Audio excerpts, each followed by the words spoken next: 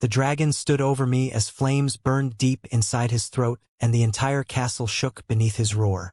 I had lost my sword, I could barely breathe, and I was certain I was about to die. But just before the fire reached me, the monster looked directly into my eyes and whispered something that changed my life forever. My father was the greatest king our kingdom had ever known. People loved him because he was strong, wise, and fearless in battle. As a child, I dreamed of becoming like him one day, but I was never alone in the palace because my uncles were always there for me. They trained with me in the courtyard, laughed with me during royal feasts, and treated me like their own son. When my father became sick, they stayed beside him every single day and comforted me whenever I feared losing him. I trusted them completely because they were the only family I had left. But my father's condition grew worse with every passing day until the mighty king who once led armies across battlefields could barely rise from his bed. One night, I slowly entered my father's chamber while silence filled the palace halls. The faint candlelight flickered beside his bed, casting shadows across the room. As I moved closer, I found my father lying motionless. His breathing had grown weak and faint, each breath slower than the last, until at last it stopped completely. In that terrible moment, the painful truth struck me. My father was gone forever. After my father's death, I was about to be crowned as the new king, but my uncles wanted to meet me on the roof of the palace. They told me a terrible beast lived inside an ancient black castle beyond the mountains, and that years ago my father had tried to kill it but failed. According to them, the dragon was too powerful to destroy, so the king imprisoned it instead. My uncles explained that the creature still threatened the kingdom and warned me that once my father died, the people would never follow a weak and frightened young prince.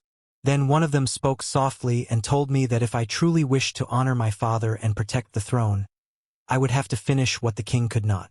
I would have to kill the dragon myself. A few days later, I rode alone toward the mountains where the black castle waited beneath stormy skies. The place looked cursed.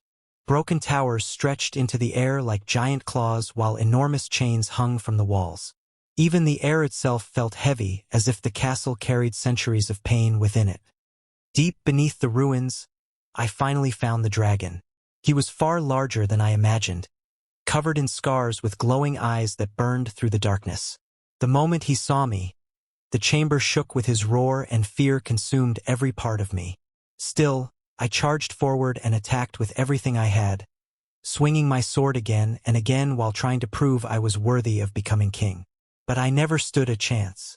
With a single strike, the dragon hurled me across the stone floor and my sword vanished into the shadows. I crashed against the cold ground, unable to breathe, while the dragon slowly approached me. Smoke curled from his mouth and flames began glowing inside his throat.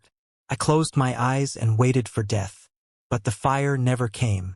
When I opened my eyes again, the dragon was staring down at me with something I never expected to see in his face: sadness. Gathering my courage, I asked the question burning inside my mind. Why didn't you kill me? For a long moment, the dragon remained silent before finally lowering his head. Because I loved your father. Everything inside me froze.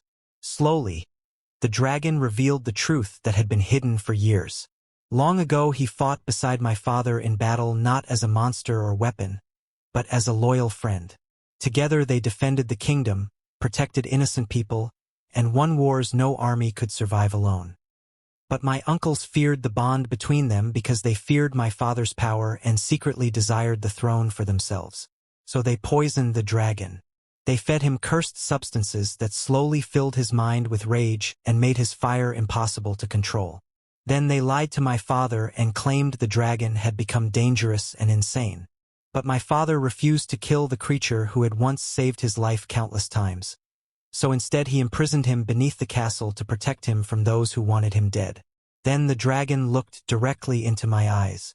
They sent you here hoping I would kill you, he said quietly. If you died, there would be no air left to stop them. I felt sick as the truth shattered everything I believed about my family. I returned to the palace. In front of the royal court I revealed everything: the carvings, the lies, and the betrayal. My uncles tried to deny it, but fear exposed them faster than words ever could. I ordered the guards to imprison them immediately, and for the first time since my father's death, the kingdom finally felt alive again.